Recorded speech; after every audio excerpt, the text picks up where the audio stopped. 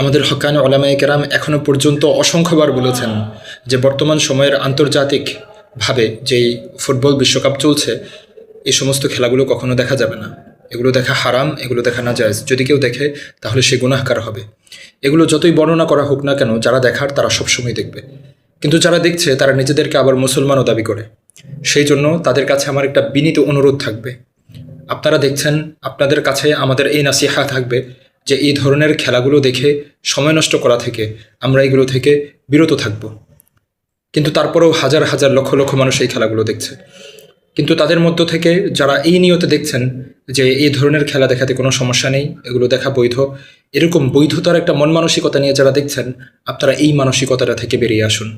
কারণ আপনারা যেটা দেখছেন এটাকে যদি আপনি গুনাহ মনে করেন তাহলে আপনি গুনাহগার হবেন, কিন্তু যেটা ইসলাম নিষিদ্ধ করেছে বিভিন্ন কারণে সেটাকে যদি আপনি হালাল মনে করে করেন তাহলে আপনি কাফের হয়ে যাবেন।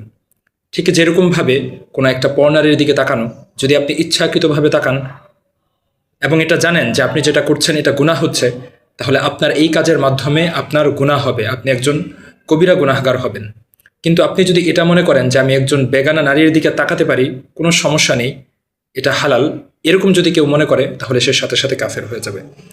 এটার আরেকটা উদাহরণ নেন, যেমন কেউ মিথ্যা কথা বলল, সে জানে যে মিথ্যা কথা বলা হচ্ছে মহাপাপ, এটা জানে, কিন্তু তারপরেও সে কোনো কারণে মিথ্যা কথা বলেছে, সে ফাসেক হবে, সে গুনাহগার হবে। কিন্তু যদি সে এই কবিরা গুনাহটাকে হালাল মনে করে তারপর করে তাহলে সে কাফের হয়ে যাবে। ঠিক একইভাবে এই খেলাটা দেখা হচ্ছে হারাম, যদি কেউ এটাকে হারাম মনে করে দেখে তাহলে সে ফাসেক হবে, কিন্তু যদি কেউ এটাকে হালাল মনে করে দেখে তাহলে সে কাফের হয়ে যাবে। আল্লাহ রাব্বুল আলামিন আমাদেরকে কাফের হওয়া থেকে হেফাজত করুন, আমিন।